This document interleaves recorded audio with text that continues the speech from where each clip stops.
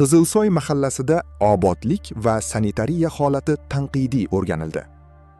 Vatanimiz mustaqilligining 35 yilligi munosabati bilan amalga oshirilayotgan Dolzarb 40 kunlik loyihasi doirasida Yuqori Chirchiq tumanidagi Qizilsoy mahallasi hududida obodonlashtirish, sanitariya holati hamda mahalla infratuzilmasini o'rganish ishlari amalga oshirildi.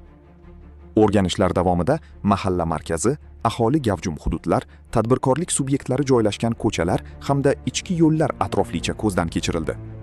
Nazorat jarayonida mahallada obodonlashtirish va sanitariya ishlarini tashkil etish borasida bir qator jiddiy kamchiliklar saqlanib qolayotgani aniqlandi.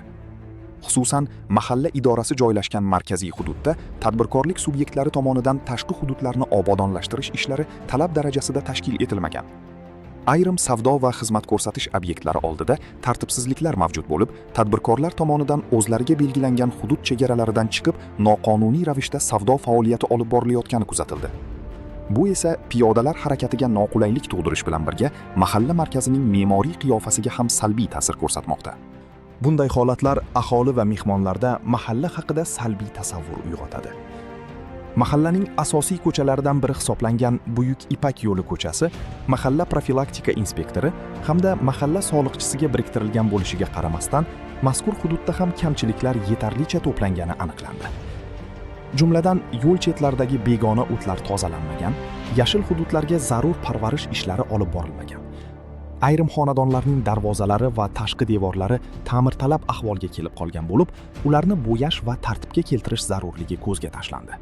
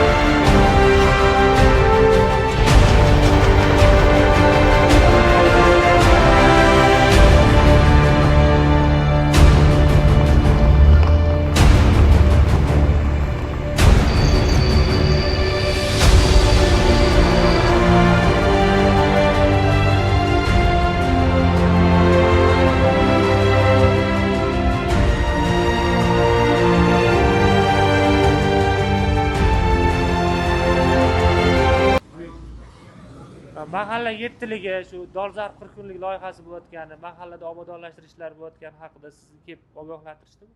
Yo'q. Xabaringiz yo'qmi? Yo'q. Shu ko'chaga biriktirilgan yettilikdan vakil bor.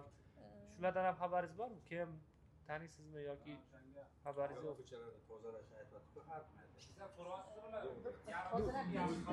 Bu ko'chaga kim biriktirilgan? Bilmadim lekin. Xabaringiz yo'qmi? Qizilsoy mahallasi yoshlar yetakchisi Qo'chqorov Botirjonman. Menga Dolzarb 40 kunlik doirasida Qizilsoy mahallasidan yangilik va o'qituvchilar ko'chasi biriktirilgan. Aholini ogohlantirish ishlari davom etmoqda. Shu ogohlantirishlarga qaramasdan bir nechta xonadonlar o'ziga biriktirilgan yer uchastkalarini obodonlashtirishmagan. Kamchiliklar bartaraf etiladi. Yana shu bilan birga mahallamiz aholisiga shuni aytmoqchimanki, o'z xonadoningizni obodligi, ko'chalar tozaligiga rioya qiling.